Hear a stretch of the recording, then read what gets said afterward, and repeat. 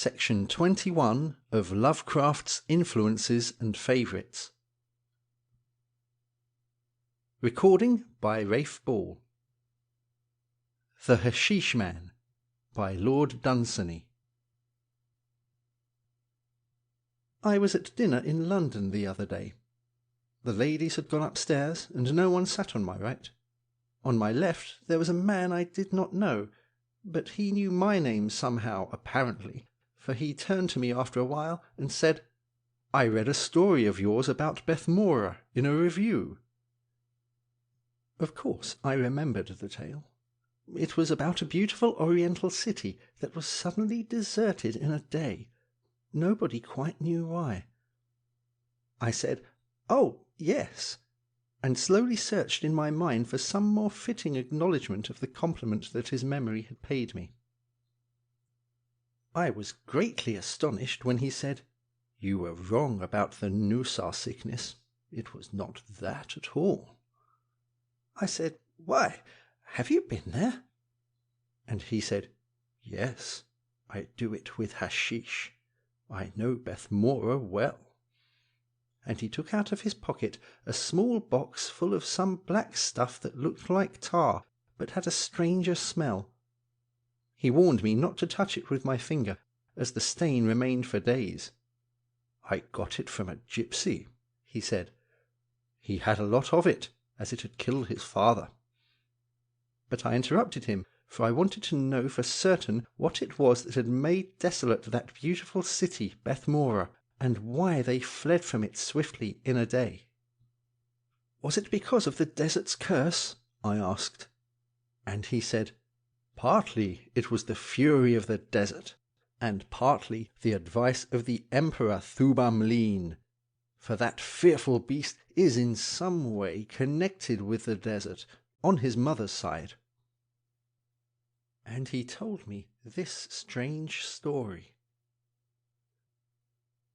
You remember the sailor with the black scar, who was there on the day you described when the messengers came on mules to the gate of Mare and all the people fled?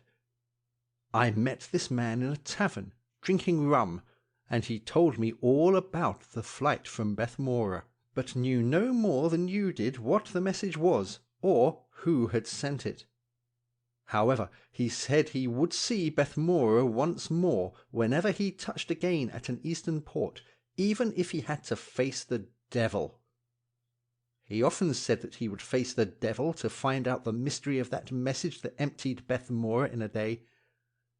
And in the end he had to face Thubamlin, whose weak ferocity he had not imagined.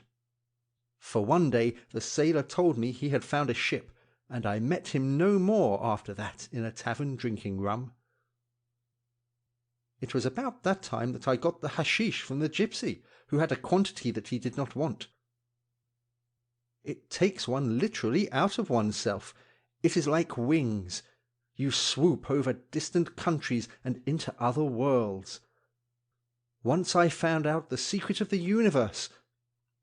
I have forgotten what it was, but I know that the Creator does not take creation seriously, for I remember that he sat in space with all his work in front of him and laughed. I have seen incredible things in fearful worlds. As it is your imagination that takes you there, so it is only by your imagination that you can get back. Once, out in the aether, I met a battered, prowling spirit that had belonged to a man whom drugs had killed 100 years ago, and he led me to regions that I had never imagined, and we parted in anger beyond the Pleiades, and I could not imagine my way back.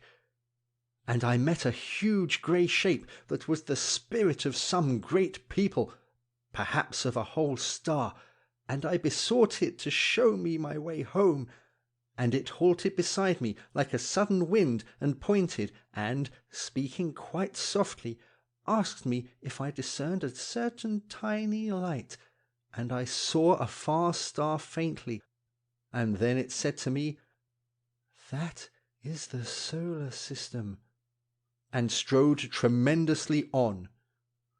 And somehow I imagined my way back, and only just in time, for my body was already stiffening in a chair in my room, and the fire had gone out, and everything was cold, and I had to move each finger one by one, and there were pins and needles in them, and dreadful pains in the nails, which began to thaw, and at last I could move one arm, and reached a bell, and for a long time no one came, because everyone was in bed.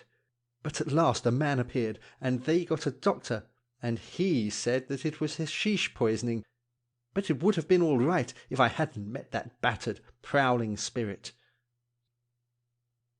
I could tell you astounding things that I have seen, but you want to know who sent that message to Bethmora. Well, it was Thubamleen, and this is how I know. I often went to the city after that day that you wrote of. I used to take hashish of an evening in my flat, and I always found it uninhabited. Sand had poured into it from the desert, and the streets were yellow and smooth, and through open, swinging doors the sand had drifted.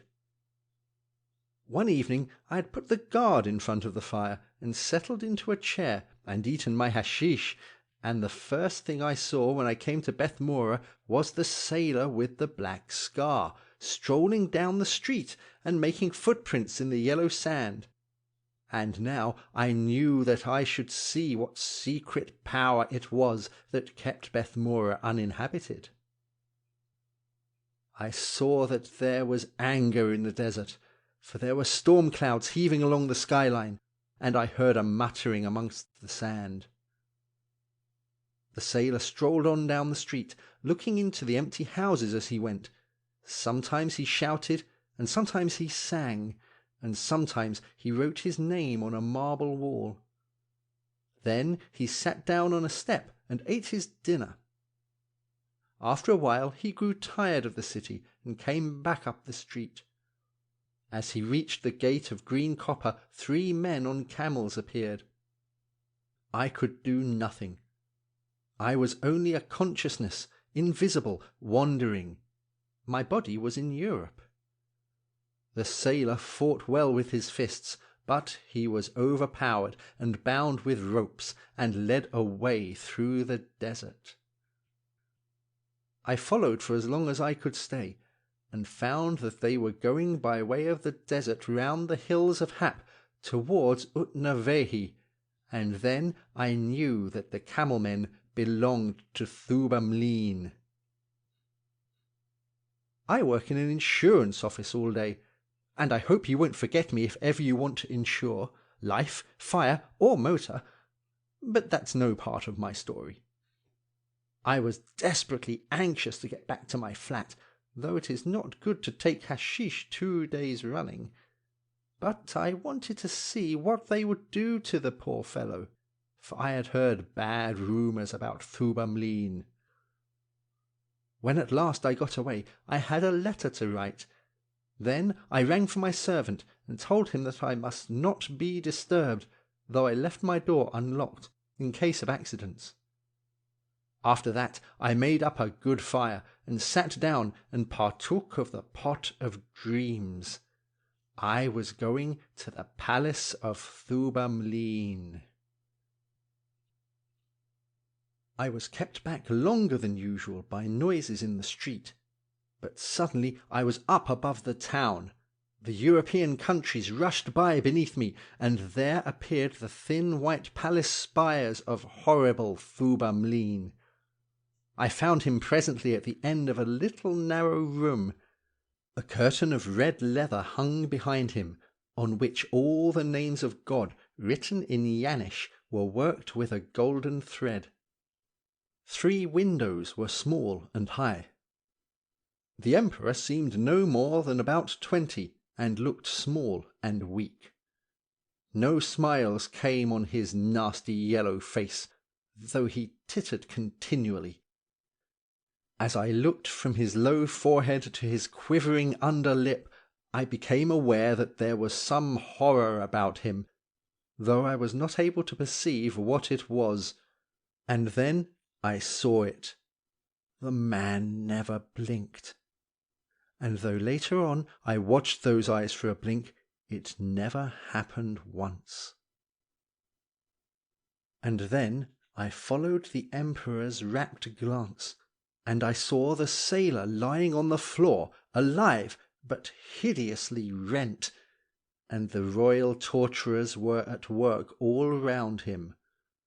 They had torn long strips from him, but had not detached them, and they were torturing the ends of them far away from the sailor.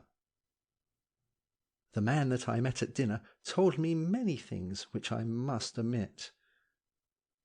The sailor was groaning softly, and every time he groaned, Thubamleen tittered.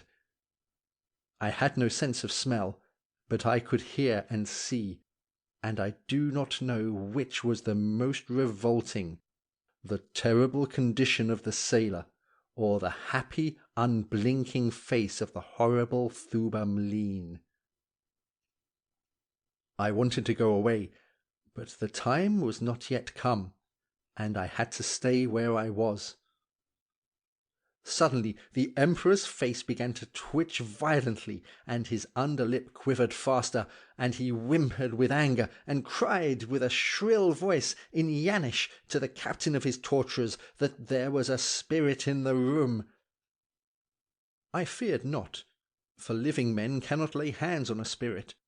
But all the torturers were appalled at his anger, and stopped their work, for their hands trembled with fear. Then 2 men of the spear guard slipped from the room, and each of them brought back presently a golden bowl with knobs on it, full of hashish, and the bowls were large enough for heads to have floated in had they been filled with blood. And the 2 men fell to rapidly, eating each with 2 great spoons. There was enough in each spoonful to have given dreams to 100 men. And there came upon them soon the hashish state, and their spirits hovered, preparing to go free, while I feared horribly. But ever and anon they fell back again to the bodies, recalled by some noise in the room. Still the men ate, but lazily now, and without ferocity. At last the great spoons dropped out of their hands, and their spirits rose and left them. I could not flee, and the spirits were more horrible than the men, because they were young men, and not yet wholly moulded to fit their fearful souls. Still the sailor groaned softly, evoking little titters from the Emperor Thubamleen. Then the 2 spirits rushed at me, and swept me thence as gusts of wind sweep butterflies, and away we went from that small, pale, heinous man. There was no escaping from these spirits' fierce insistence. The energy in my minute lump of the drug was overwhelmed by the huge spoonsful that these men had eaten with both hands. I was whirled over Arvel Wundery, and brought to the lands of Snith, and swept on still until I came to Cragua, and beyond this to those bleak lands that are nearly unknown to fancy. And we came at last to those ivory hills that are named the Mountains of Madness, and I tried to struggle against the spirits of that frightful Emperor's men, for I heard on the other side of the ivory hills the pittering of those beasts that prey on the mad, as they prowled up and down. It was no fault of mine that my little lump of hashish could not fight with their horrible spoonsful. Someone was tugging at the hall door bell. Presently a servant came and told our host that a policeman in the hall wished to speak with him at once. He apologized to us and went outside, and we heard a man in heavy boots who spoke in a low voice to him. My friend got up and walked over to the window and opened it and looked outside. "I should think it will be a fine night," he said. Then he jumped out. When we put our astonished heads out of the window to look for him, he was already out of sight. End of The Hashish Man.